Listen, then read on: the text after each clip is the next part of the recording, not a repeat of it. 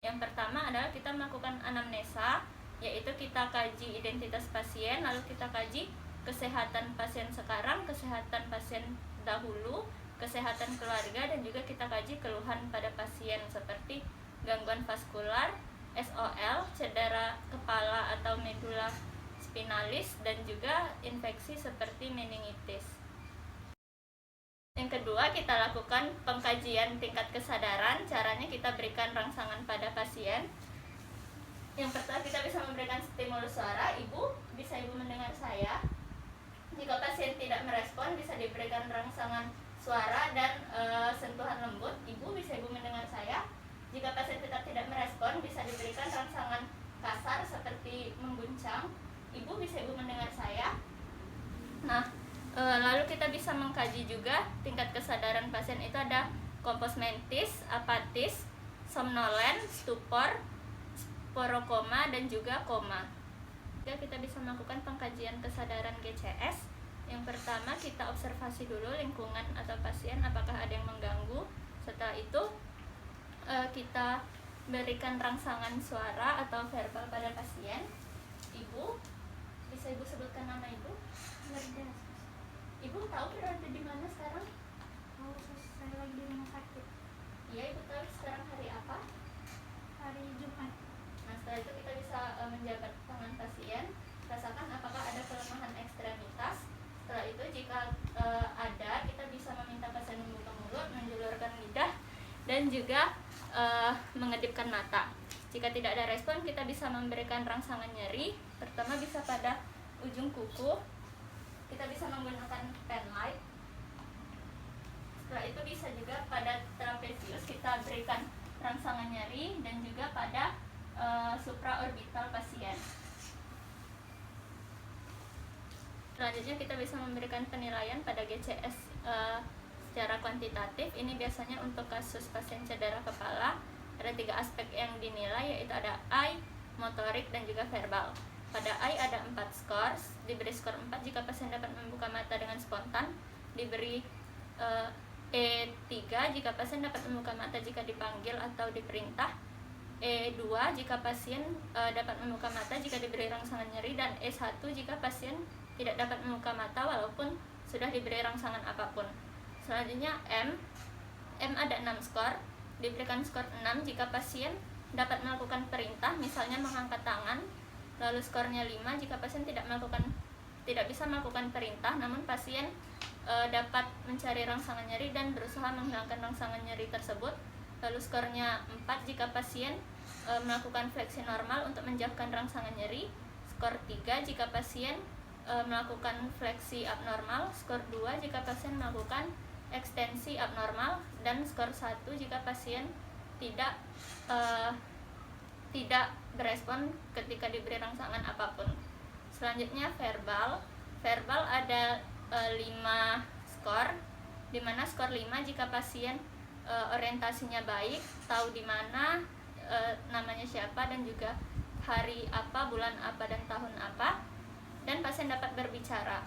Lalu skornya 4 jika pasien dapat berbicara namun disorientasi.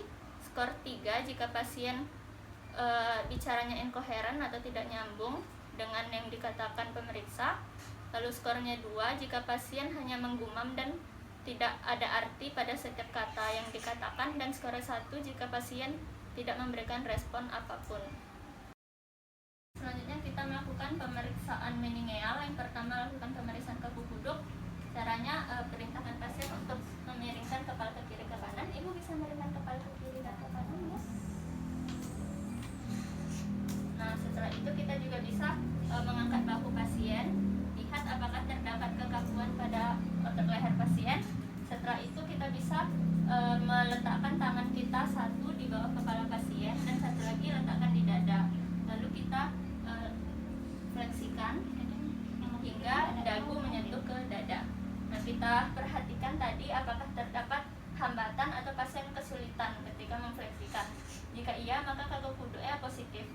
Setelah itu kita melakukan Kernig sign, di mana caranya adalah kita memeriksa persendian panggul dan juga paha. Caranya kita fleksikan 90 derajat. Setelah itu lakukan ekstensi 135 derajat. Jika terdapat hambatan atau pasien kesulitan, maka Kerniksennya positif. Setelah itu lasik sign, caranya angkat kaki pasien sebelah sebanyak 70 derajat. Jika pasien mengalami hambatan atau kesulitan, maka lasik sign-nya positif. Lalu Berzonsky 1, caranya adalah sama seperti kaku kuduk, mirip, yaitu kita letakkan satu pada bawah kepala dan satu pada dagu, lalu fleksikan. Nah, jika ekstremitas pasien juga mengalami fleksi spontan, maka artinya Berzonsky 1-nya positif. Lalu Berzonsky 2, caranya kita fleksikan kaki yang sebelahnya, lalu kita lihat kaki yang tidak difleksikan apakah mengalami fleksi spontan atau tidak. Jika iya, maka Berzonsky 2-nya positif. Pertama itu pemeriksaan saraf kranial 1, yaitu saraf olfaktorik. Baiklah Ibu, kali ini saya akan memeriksa ketajaman penciuman Ibu, di mana caranya adalah saya akan memberikan bahan-bahan ini dan nanti Ibu tebak ya Ibu apa bahan-bahan yang saya berikan ke Ibu. Nah, Ibu bisa menutup mata dan menutup sebelah lubang hidungnya Ibu. Boleh ditutup sebelah lubang hidungnya. Baik, ini bawa apa? Kopi, bau, Ya, benar. Yang ini Bu. bau teh. Oke, benar. Ini Bu. Bau parfum. Oke, benar. Boleh ditutup sebelahnya lagi Bu. Ini bawa apa Bu? Bau kopi. Ya, benar. Ini Bu. Bau teh. Iya. Dan yang ini Bu. Bau parfum. Oke, benar. Nah, jadi penciuman Ibu normal ya Ibu. Selanjutnya saraf kranial 2, yaitu optikus. Ada 3 pemeriksaan. Yang pertama itu pemeriksaan lapang pandang. Ibu bisa menghadap ke saya, nanti mata Ibu ditutup sebelah dan Ibu tidak boleh menoleh kiri kanan ya Ibu. Mata Ibu juga menatap ke saya saja. Nah, nanti saya gerakkan tangan dan Ibu bilang terlihat atau tidaknya ya Ibu. Baik, kita mulai. Bisa ditutup sebelah mata Ibu. Apakah terlihat Bu? Terlihat. Terlihat? Terlihat. Terlihat? Terlihat. Terlihat? Terlihat. Terlihat? Terlihat. Terlihat? Terlihat. Terlihat? Terlihat. Terlihat? Terlihat. Terlihat? Terlihat. Terlihat? Terlihat. Terlihat? Terlihat. Baik, sebelahnya lagi Bu. Terlihat Bu? Terlihat. Terlihat? Terlihat. Terlihat? Terlihat. Terlihat? Terlihat. Terlihat? Terlihat.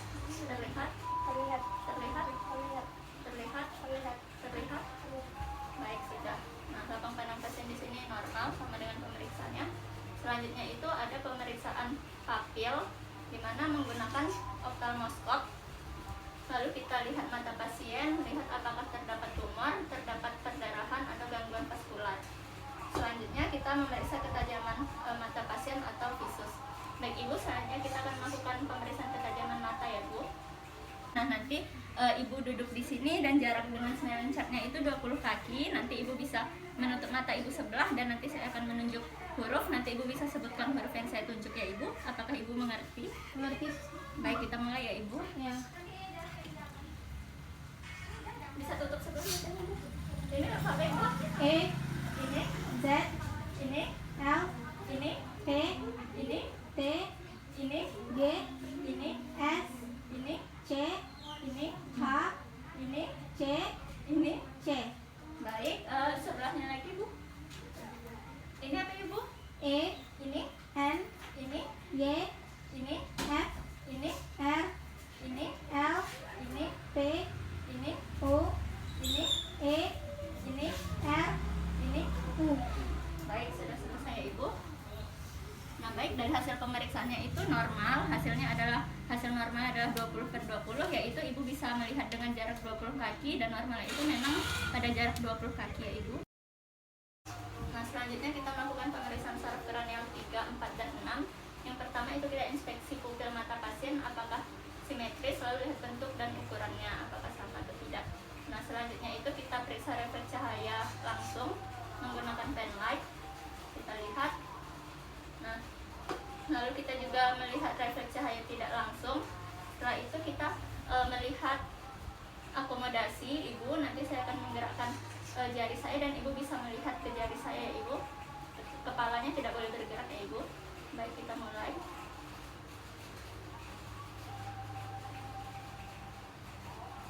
Baik. Nah, kita lihat pergerakan bola mata pasien dan perbesarannya. Setelah itu pemeriksaan pergerakan bola mata caranya sama. Nanti Ibu lihat ya Ibu. Oke, baik. Selanjutnya itu kita periksa kelopak mata pasien. Ibu bisa tutup matanya Bu, buka, tutup lagi, buka lagi. Nah, kita lihat apakah ada kelopak mata yang tertinggal, jatuh. Selanjutnya pemeriksaan saraf kranial 5 yaitu trigenimus. Baiklah Ibu, Ibu bisa gerakkan rahangnya ke kiri dan ke kanan Bu. Oke, baik. Nah, bisa Ibu gerakkan lagi ke kiri dan ke kanan Bu. Nah, di sini kita periksa kekuatan otot rahang pasien. Lalu setelah itu kita bisa menggunakan kapas untuk menstimulus pada bagian wajah pasien. Ibu bisa tutup matanya ya Ibu. Nanti Ibu bilang terasa atau tidak ya Ibu. Rasa. Rasa. Rasa. Rasa. Baik. Nah, selanjutnya kita bisa memeriksa juga refleks kedipan mata pasien menggunakan tisu atau kapas yang sudah diruncingkan.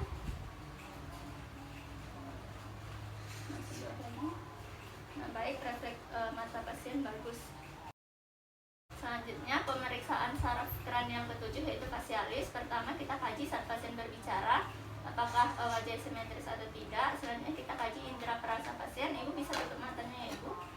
Nah, nanti Ibu tebak ya Ibu rasa apa yang saya berikan kepada Ibu. Ini Bu. Apa rasa Ibu? Ya. Ini apa rasanya Bu? Asin. Oke. Nah, kalau ini Bu? Pahit. Oke, benar. Nah, selanjutnya kita bisa meminta pasien untuk menggerakkan wajahnya. Ibu boleh tersenyum tipis, tersenyum lebar. Angkat alisnya Bu, dan kembungkan pipinya seperti balon Bu. Oke, baik. Nah, pada pendengaran di sini ada 3 uji. Yang pertama itu uji Weber, di mana tujuannya adalah untuk membedakan tuli konduktif dan tuli sensori neural.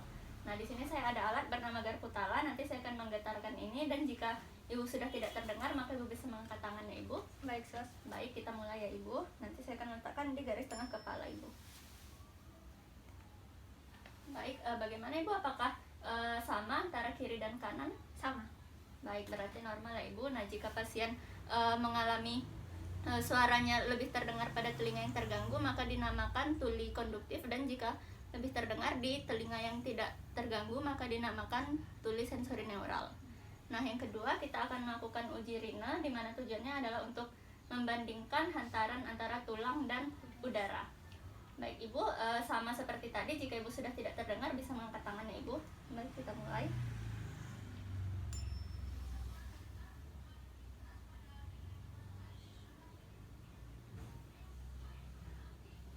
Baik. Bagaimana Ibu, lebih panjang suaranya yang mana? Yang di depan. Yang di depan. Baik, berarti normal ya Ibu. Nah, selanjutnya kita akan melakukan uji swabah. Nah, uji swabah ini tujuannya adalah untuk membedakan hantaran bunyi antara dua subjek. Di sini pastikan bahwa pendengaran pemeriksa normal. Baik, kita mulai ya Ibu.